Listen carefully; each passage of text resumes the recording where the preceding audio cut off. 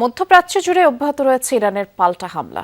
ব্যবহার করা হচ্ছে নতুন নতুন অস্ত্র, ভারী বিস্ফোরক। ইসরায়েল ছাড়াও রেভলিউশনারি গার্ড IRGCর ক্ষেপণাস্ত্র, ড্রোন আঘাত এনেছে কুয়েত, বাহরাইন, ইরাক, কাতারের মার্কিন সেনাদের অবস্থানে। মিসাইল ভূপাতিত করা হয় সৌদি আরব এবং আমিরাতে।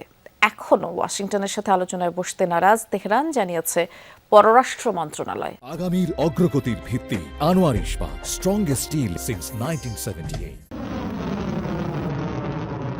1 টনের ওয়ারহেড বহনকারী ইরানি ক্ষেপণাস্ত্র ছুটছে মুহুর্মুহু।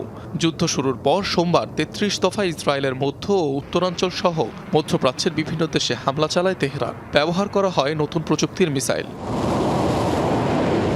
ইসরায়েলের রাজধানী তেল আবিব, বন্দরনগরী হাইফা সহ বেশ কিছু স্থানে আঘাত হানে এসব ক্ষেপণাস্ত্র। ক্ষতিগ্রস্ত হয় তেল আবিবের দক্ষিণে একটি স্যাটেলাইট কমিউনিকেশন সেন্টার। এদিকে IRGCর আগের দিনের হামলায় ইসরায়েলে প্রাণহানি বেড়ে দাঁড়িয়েছে 2 জনে। চরম উত্তেজনার মধ্যেও সহসায় আলোচনায় বসতে রাজি নয় তেহরান। দাবি জানায়নি যুদ্ধবিরতিরও।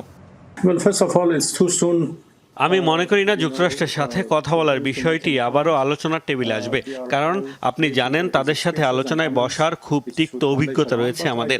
তারা 3 দফা আলোচনা করেছে, অগ্রগতির কথাও বলেছে, এরপরও তারা হামলা করেছে।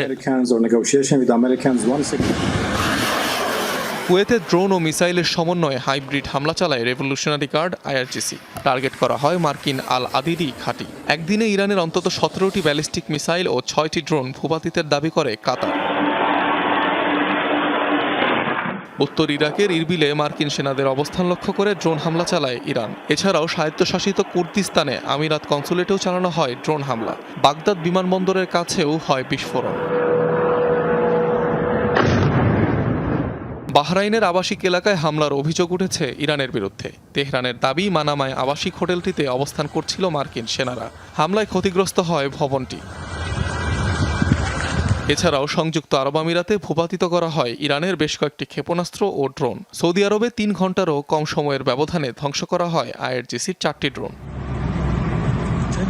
অনিক রহমান, যমুনা নিউজ।